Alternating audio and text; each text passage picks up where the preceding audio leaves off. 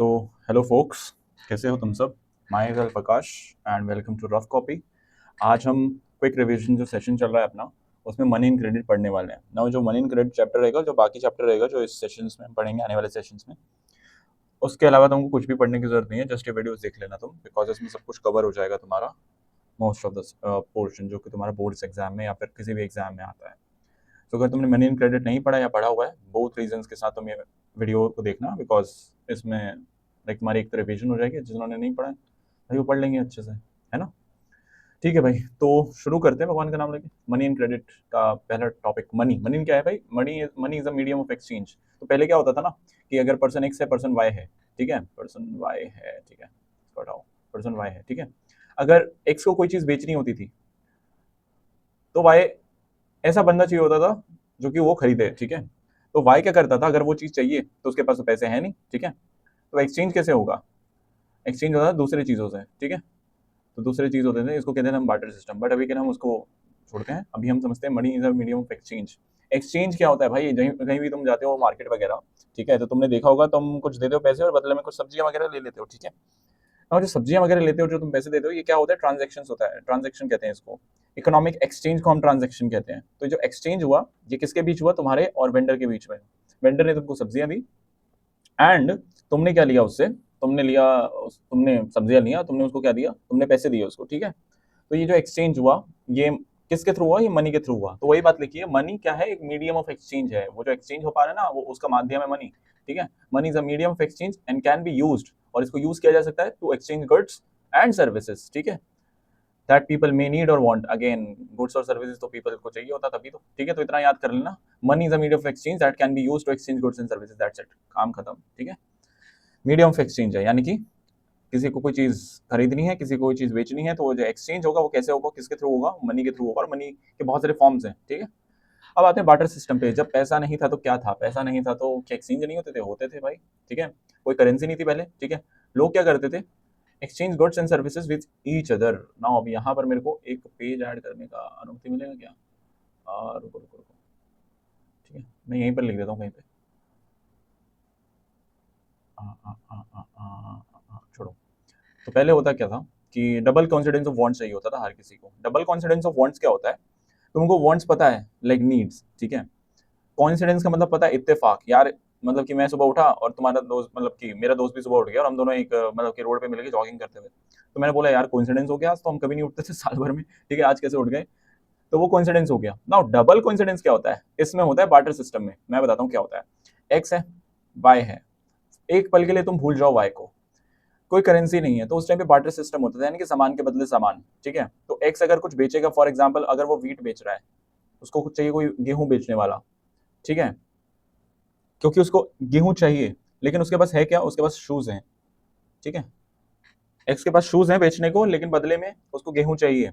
तो पहला तो कोइंसिडेंस ऐसा बनाना होगा कि भाई वाई उसको मिला, ठीक है, वाई को उसने बोला भाई तेरे को क्या बोलते हैं, शूज चाहिए? वाई ने बोला हाँ भाई चाहिए। क्या कोइंसिडेंस है भाई, ठीक है, पहला कोइंसिडेंस हो गया। दूसरा कोइंसिडेंस, क्या तू मेरे को वीट देगा? क्या तेरे को वीट बेच, क्या तू वीट बेच रहा है? तो उसने बोला हाँ भाई वीट बेच रहा हूँ, ठीक है। तो दो बार कोइंसिडेंस हो गया, ठीक है, कि भाई तेरे को तो वो ये जो मैं बेच रहा हूँ, और मेरे को तो वो, मतलब कि मेरे को तो वो चाहिए जो तू बेच रहा है, ठीक है। तो डबल कॉन्सिडेंस ऑफ वांट्स हो गया। अब एनसीईआरटी के लैंग्वेज में, रुको, जो बायर और सेलर हैं इसमें, एक्स और वाई हमारे, had to agree to exchange the goods they both had.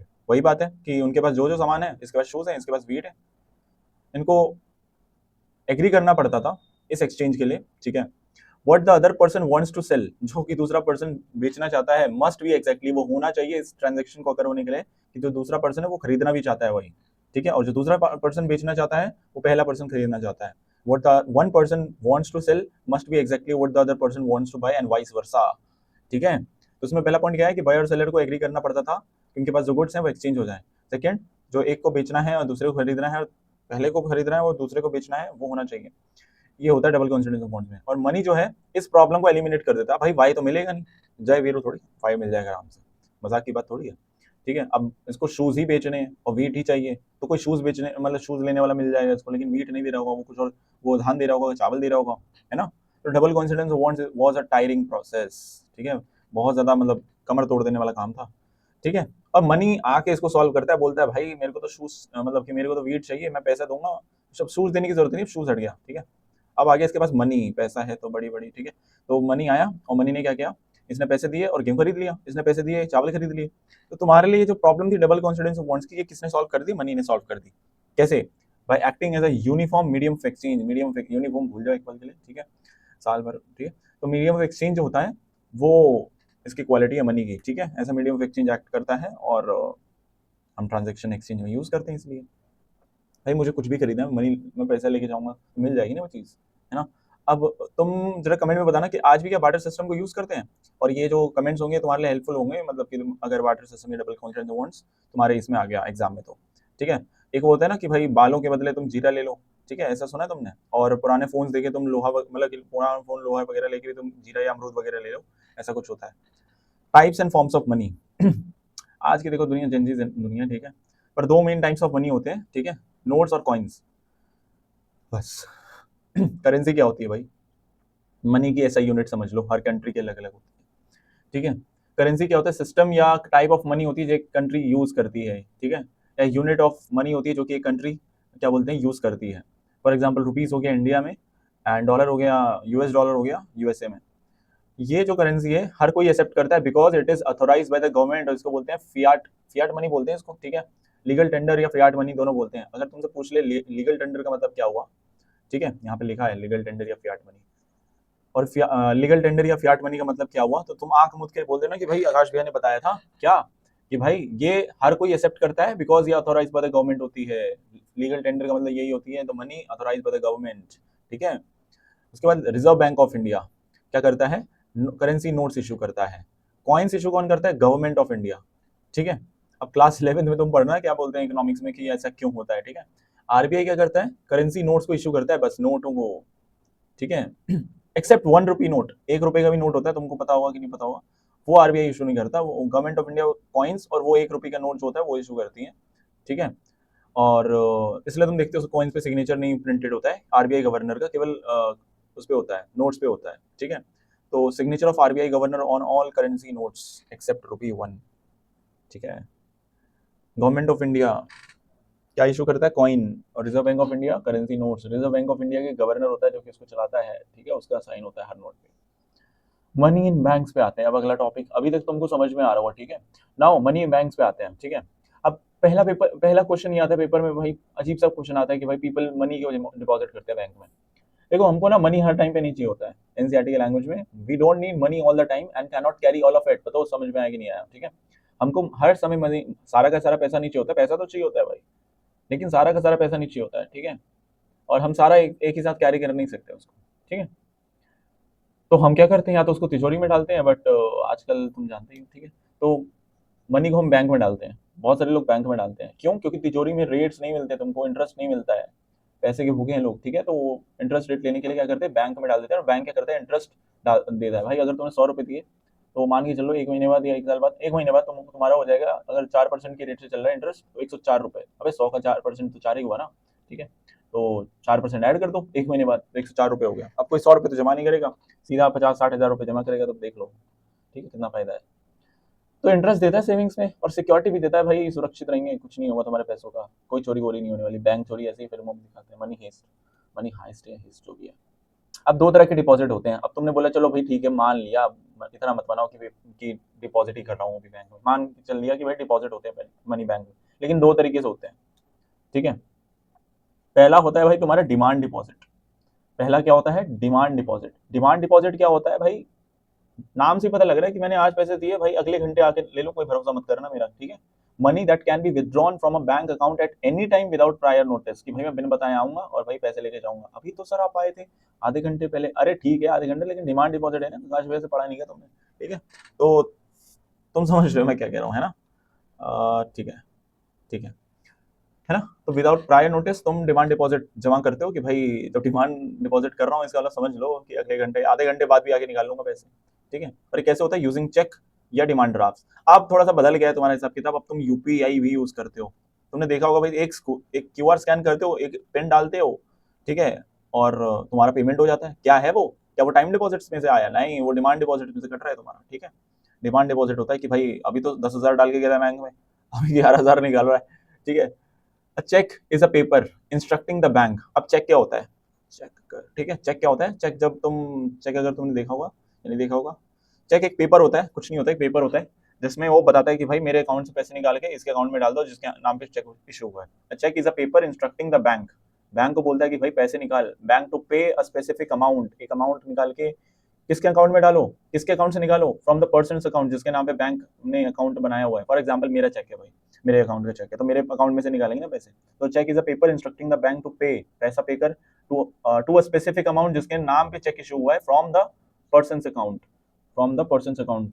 यानी कि अगर मैंने किसी को पैसा देना है तो मेरे अकाउंट से पैसे निकल के उसके नाम पे, जिसके नाम पे इशू होगा और उसके अकाउंट नंबर में चले जाएंगे पैसे, ठीक है, इन कैश मिल जाएंगे। टाइम डिपॉजिट, और मैं साइन करके दूंगा उसमें। कई बार तुमने सुना होगा ब्लैंक चेक दे दिया भाई, खुश हो के ब्लैंक चेक, ब्लैंक चेक यानी कि उस पर साइन कर दिया, अमाउंट भाई खुद डाल ले, ठीक है। तो ऐसा कुछ होता है, ऐसा कुछ होता नहीं है वैसे रियल लाइफ में, ठीक है। तुम मतलब कि लोग जानते हैं कितना लालची लोग हैं। तो ये क्या डिमांड डिपॉजिट कि भाई कोई भरोसा नहीं है इस पे, सिक्योरिटी मतलब कि इस पे ना इंटरेस्ट मैंने तुमको बताया था, ब्याज परसेंटेज वो कम मिलता है, ठीक है। एक मिनट, ये काफी देर तक तो नहीं रुक रहा है, चाहिए भी है, ठीक है। तो क्या बता रहा था मैं, हाँ, उस पे ना इंटरेस्ट बहुत ही कम मिलता है क्योंकि भाई कोई भरोसा नहीं है कि तुमने कब पैसे निकाल लेने हैं। डिमांड और टाइम डिपॉजिट होता है, ठीक है। टाइम डिपॉजिट होता है जैसे एफडी हो गया, ठीक है, और आरडी हो गया, रिकरिंग डिपॉजिट, टाइम डिपॉजिट, ये क्या होते हैं? मतलब कि एफडी मतलब कि एक बार में तुमने पैसे डाल के छोड़ दिए, आरडी मतलब कि हर महीने आपको पर्टिकुलर फिक्स्ड अमाउंट डालने ही डालना है, वरना फिर फाइन कटेगा उसमें से, ठीक है। जैसे तुमने सुना होगा ना, क्या बोलते हैं उसको, स्टॉक्स में होता है ऐसा कुछ, मैं भूल रहा हूँ क्या कहते हैं उसको, हाँ हाँ हाँ हाँ हाँ, क्या म्यूचुअल फंड्स होते हैं, म्यूचुअल फंड्स, ठीक है। तो म्यूचुअल फंड्स में क्या करते हैं, हर महीने कुछ ना कुछ पैसे डालते जाओ और सही है, ठीक है। म्यूचुअल फंड सही है, नॉन, ठीक है। जो टाइम डिपॉजिट ऐसे ही कुछ होते हैं। Time deposit is an amount of cash kept in the bank for a set period of time, ठीक है। एंड ये दो तरीके होते हैं, रिकरिंग डिपॉजिट, अच्छा यहाँ लिखा हुआ है रिकरिंग डिपॉजिट, ठीक है। पीएफ वीएफ उतना वो नहीं होता, पीएफ भी चलो टाइम डिपॉजिट में, लेकिन इंसान डिपॉजिट नहीं करता पीएफ, इंश्योरेंस भी ऐसे ही है। रिकरिंग डिपॉजिट होते हैं और एक फिक्स डिपॉजिट होते हैं, एफडी, एफडी तोड़ के धार लेनी, ठीक है। Can not be withdrawn before a specified time, लेकिन अगर तुमको विड्रॉ ही करना है तो तुमको एफडी तोड़नी पड़ेगी, यानी कि तुमको सारे इंटरेस्ट छोड़ देने पड़ेंगे, ठीक है। क्योंकि तुमने वादा किया था कि भाई मैं इस टाइम से पहले नहीं निकालूंगा, तुम मुकर गए। अब तुम मुकर गए तो क्या बैंक अपना इंटरेस्ट देगा उस पर? नहीं, तुम बैंक को थोड़ी झांसा दे दोगे।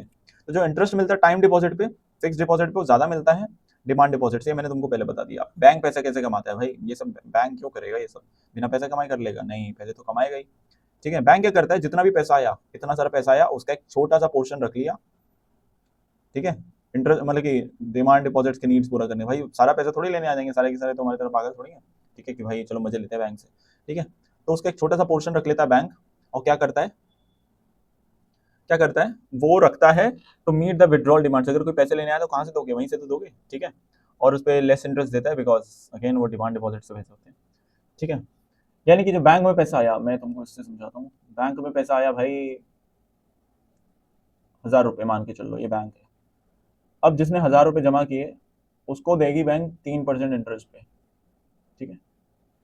तो एक महीने बाद उसको कितने मिलेंगे, 1,030 रुपये, है ना, 3% के हिसाब से।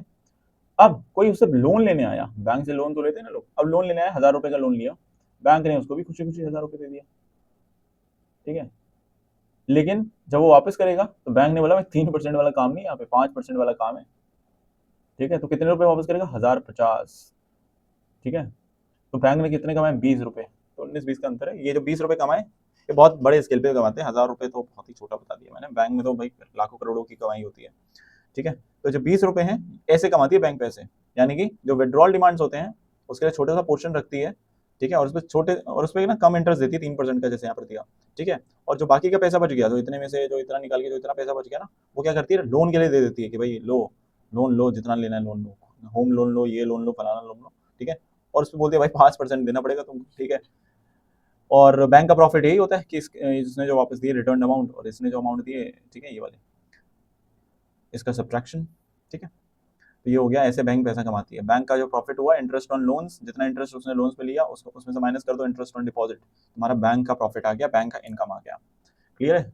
बताओ क्लियर है यहाँ तक? अच्छा, तुम कैसे बताओगे, चलो ठीक है, आगे बढ़ते हैं। अब क्रेडिट क्या होता है, छोटा थोड़ा सा चैप्टर रह गया है, अभी तक समझ में आ गया होगा तुमको, नहीं तो तुम आराम से पढ़ लेना दोबारा। एंड इसके इंपॉर्टेंट क्वेश्चन और क्वेश्चन बैंक तुम डिस्क्रिप्शन में लिंक है, वहां से एक्सेस कर सकते हो, सो बार बार बताना ना पड़े, ठीक है, इतने समझदार तो हो ही तुम अगर यहाँ तक आ गए हो तो। What is credit? क्रेडिट का मतलब भाई, अगर तुम, डिपेंड करता है तुम किसके लिए पढ़ रहे हो। अगर तुम्हारा कल पेपर है तो भाई सोच लो लोन होता है इसका मतलब, साफ साफ लोन।